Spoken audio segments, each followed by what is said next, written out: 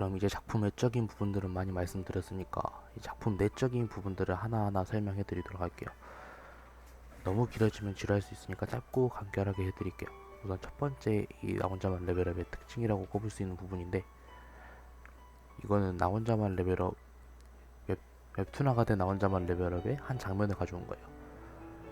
여기 지금 오른쪽이 원래 주인공 모습이었고 지금 왼쪽이 변화된 주인공의 모습인데, 여기 이 마이스 풍선을 보면 풋내기기가 완전히 사라져 버렸잖아 라는 문구가 있어요. 이 문구가 무엇을 의미하냐, 원래는 이 초반 주인공 설정이 무슨 짓을 해도 강해지지 못하는 그런 나약한 헌터, 이 작품에 헌터의 강함을 매기는 등급 제도가 있는데, 주인공은 가장 약한 2등급이었어요. 그리고 가장 약한 마물하고 싸워도 상처 투성이로 간신히 이길 만한 그런 약한 힘을 가지고 있었는데, 어느 날 자신은 특수한 힘을 얻게 되고, 그 특수한 힘을 토대로 남들과는 비교가 안 될 정도로 특수하게 성장해요. 그리고 그 특수한 성장 요소가 바로 이 세계관에는 없는 레벨업이라는 요소를 주인공 혼자만 할 수 있게 되는 그런 시스템이었죠.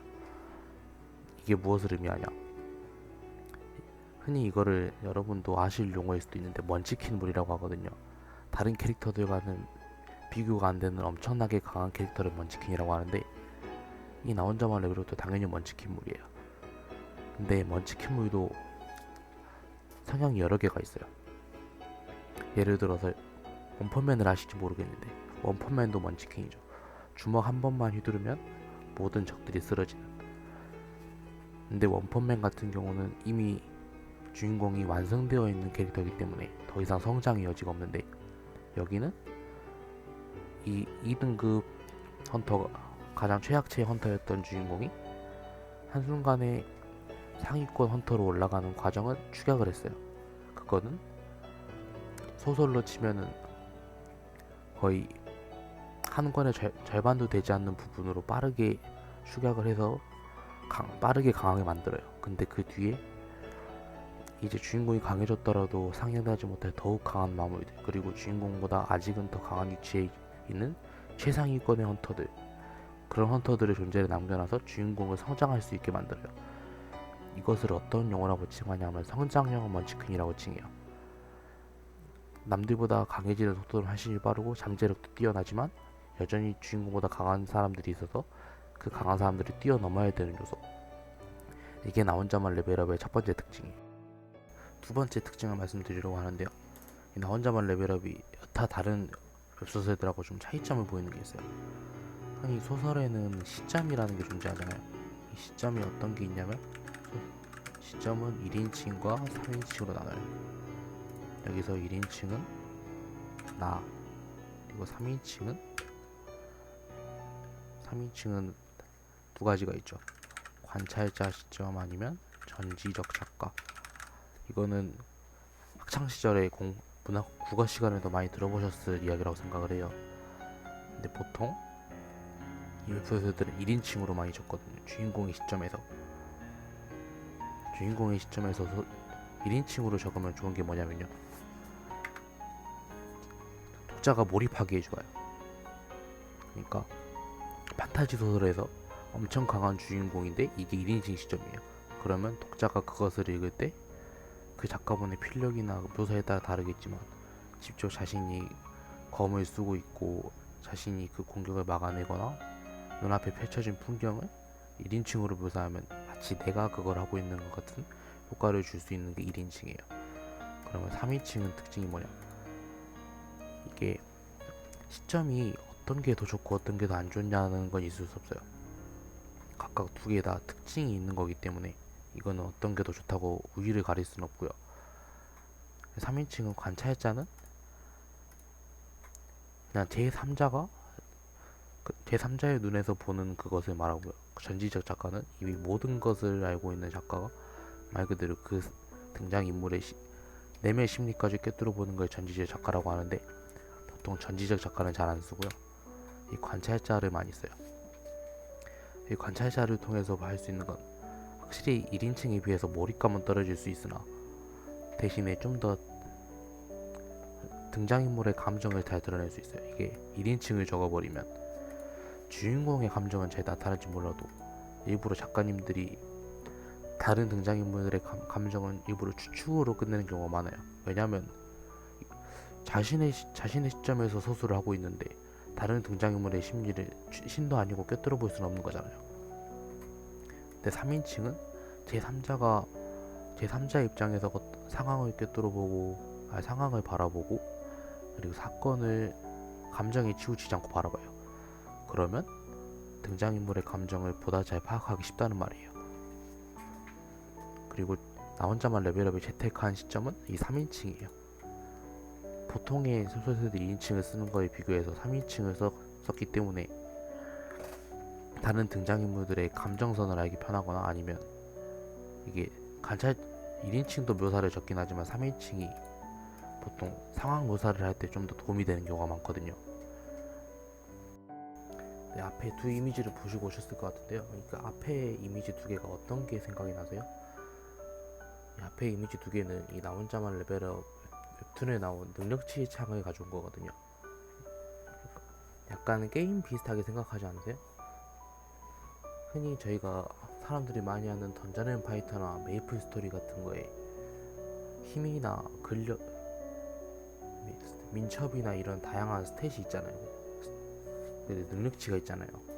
그거를 표시해주는 능력치 창이 나 혼자만 레벨업의 특징이라고 할 수 있는데 이게 왜 특징이냐면요. 제가 아까 맨 처음에 나 혼자만 레벨업이 진입장벽이 낮다라고 말씀드렸잖아요. 이렇게 판타지 소설은 기본적으로 싸움이 주 묘사가 들어가고 그리고 싸움이라는 거는 기본적으로 인물 대 인물이나 인물 대 괴물 형식으로 진행하니까 더 강한 쪽이 이기거든요. 근데 일반 아무런 묘사가 없는 아무런 특징이 없는 일반 판타지는 순수하게 그냥 그 사람에게서 느껴지는 기백 아니면 그 사람의 전략 이런 걸로만 가지고 다른 걸로만 강함을 판단해야 하는 면에 비해서 아까 게임 판타지라고 말씀드렸잖아요. 그 능력치 창이 나오는 그것의 특징은 뭐냐면 게임처럼 절대적인 능력치가 존재해요. 그리고 그 능력치로 인해서 강함이 결정이 돼요. 다른 건 없어요.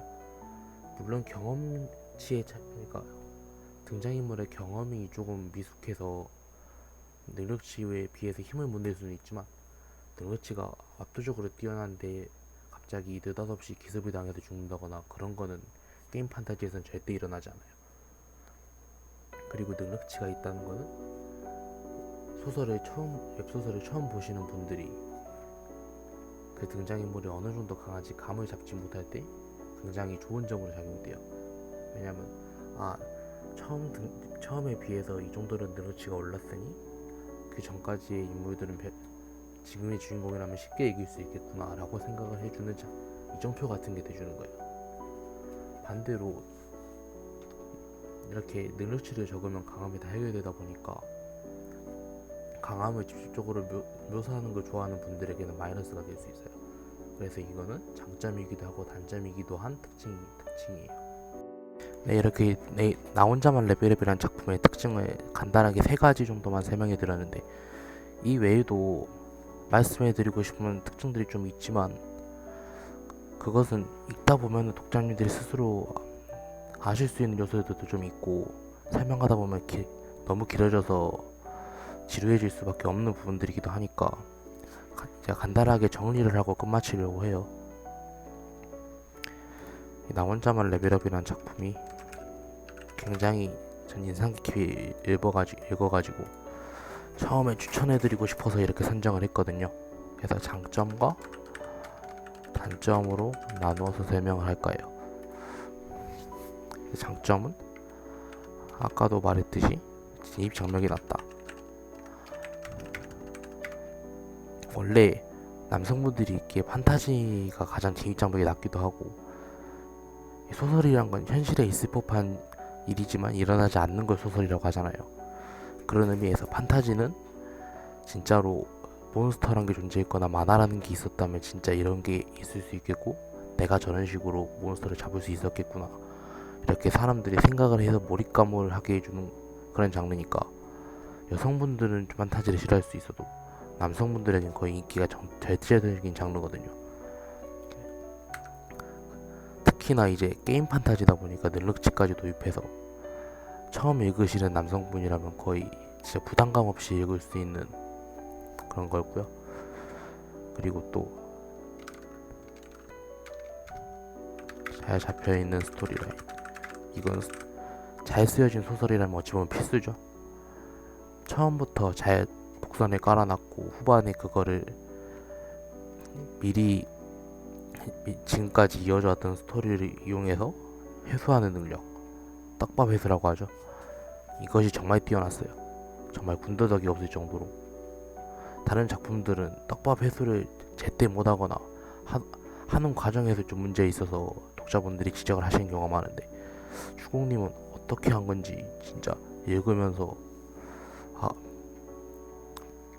떡밥이 이게 떡밥이군 하고 예상을 할 수 있어도 이게 잘못했다는 생각은 저도 들지 않았어요.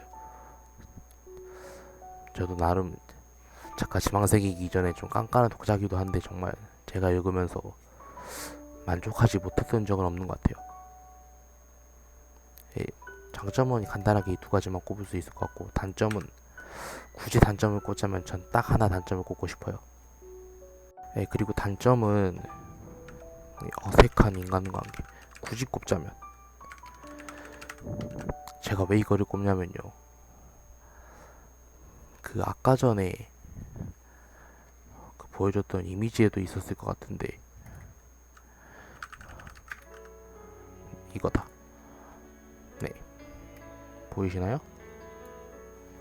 여기 왼쪽이 주인공하고 작중에서 얽히게 되는 여성 캐릭터고요. 이게 주인공 성진우. 이거는 나중에 말하면 스포일 수도 있긴 하지만 어느 정도 작품을 분석하는 과정에서 스포는 있을 수도 있다고 생각하기 간단하게만 말씀드릴게요. 이 성진우랑 이 역캐랑 얽히게 되는데, 이 얽히는 과정이 너무 부실하다고 할까요? 다른 뭐 전투씬이나 아니면 전투를 위해서 세력을 형성하는 과정은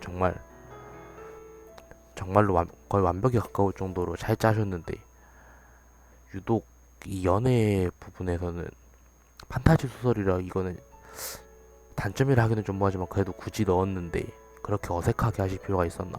이게 아무리 판타지 소설이라고 해도 인간관계라는 건 관계를 형성할 때는 계기가 있어야 되고, 그 계기가 어느 정도 와닿아야 읽는 사람 입장에서도 볼만하잖아요. 근데 이거는 작중 전개를 위해서 마지못해 둘이 엮어서 그대로 진행시킨 느낌이 좀 있거든요. 굳이 단점을 꼽으라면 전 이거 하나만 꼽을 수 있을 것 같은데, 그래도 판타지 소설이니까 이것만 감안하고 본다면 정말 지금 현재 국내에 있는 웹소설, 판타지 소설 중에서 정말 가장 맨 처음 입문하기에도 괜찮고, 그리고 손으로 꼽기에도 정말 괜찮은 작품이라고 생각을 해요. 그리고 무엇보다 좀 짧은 걸 좋아하시는 분들도 300화가 안 넘어가니까 충분히 접하기도 괜찮고, 다 간단한 분량이고. 네, 이렇게 나 혼자만 레벨업을 간단히 소개해드려 봤는데요. 좀 이해가 안 되셨다면 댓글로 더 질문을 주셔도 좋고, 그 외에 제가 고쳤으면 하는 부분이나 더 신경 써줬으면 하는 부분들이 있다면 댓글로 말씀해 주시면 정말 감사드릴 것 같아요. 네, 그러면 저는 다음에 분석할 수 있는 작품을 가지고 두 번째 영상으로 찾아오도록 하겠습니다. 감사합니다.